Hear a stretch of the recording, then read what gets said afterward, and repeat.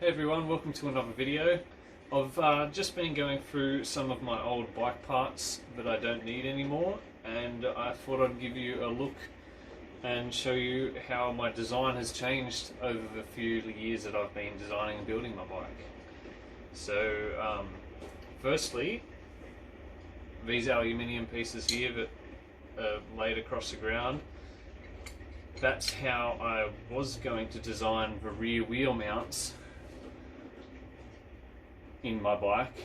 Have that mounted to a flat piece, have it welded and then mounted to a flat piece that is glued into the back half of my bike. But since then I've changed it to a CNC foam piece because I have a CNC now, and then vacuum form carbon straight over to that, and then mount a different style into the bike. This piece here was for the gear changer. So that was before, when I had one arch down the middle of my bike. Now it's splitting over my shoulders, and I'm having a electronic gear system in the middle rather than a manual system like this is. So in that I would have the intermediate gear piece. So all these were laser cut by a company just down the road from me, and all these pieces, this intermediate gear system, as you can see, it's got a ratchet mechanism there, so it's got the same machined using a 5-axis CNC piece that has on the negative side. So I initially prototyped it using 3D printing, and then I got a company to CNC this piece out. So on the other side I've got splines just to accept some gears, that side, as you can see. So all this is machined. It cost me $800 and I haven't used it yet, but I will one day in a trike when I build a trike, because I'm going to build a trike. So that mechanism has changed now, don't need that. I'm going from manual to electronic gears. My forks were going to be aluminium. They are not anymore. They are carbon fiber molded using a mold that I CNC'd using my CNC. So a mold like that would cost me around about $1,000 to get made, but I did it for about $50 worth of timber and a few hours of laying carbon and resin, basically. So that's a lot cooler and a lot easier to make for myself, because I can't weld aluminium, than just an aluminium fork straight up. So that was going to be the front wheel mount. So it was going to be welded on with like some blocks or something. I wasn't quite sure how it was going to be done, to be honest. My cranks, once again, these were machined with a 5-axis CNC. Cost me about $1,300 to get made, and I haven't used it yet, but I will use it in my trike when I build a trike.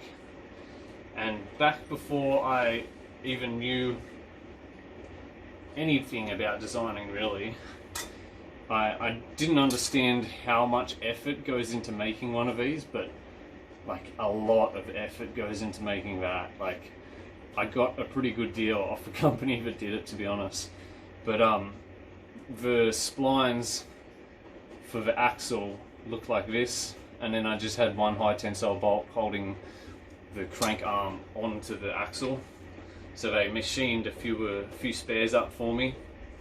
So even that is just like hours on a manual mill and a manual lathe. I don't know how long on a CNC, but in terms of tool wear and effort to make, it's a lot. But nowadays, I just get a flat piece of aluminium on a solid crank, solid cylindrical crank, and I use 5 high tensile bolts to hold it on. And I cut this out on the bandsaw and then filed it by hand. Same as this side, cut it out on the bandsaw, filed it by hand because it's just a flat piece of aluminium. And then drilled some holes and put it on the axle. One last thing are my wheel fairings. So each one of these molds for the wheel fairing cost me a few $100s, about $600 I think per wheel fairing. So I needed,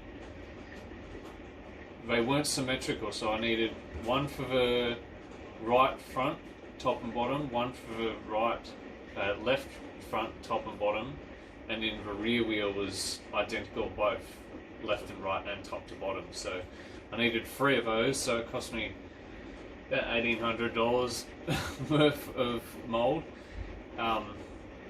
The design has changed since to make the front identical left, right, up and down, and the back left, right, up and down identical.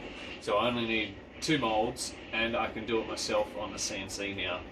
I've also changed the density of the carbon. This is 4 layers of carbon. It's pretty stiff, but it weighs a lot. So my previous ones, they're only 2 layers of carbon, 200 grams per square meter carbon, and a stabilizing ridge of foam down the middle with only like 50 mil either side laid over it, and that was only 1 layer extra. And then on the front wheel I've just got some, I think it's 3mm honeycomb foam that I've laid on it, and then I've put 2 layers because I want it a little bit stronger because that's where my forks are going to go. So I hope you enjoyed this video.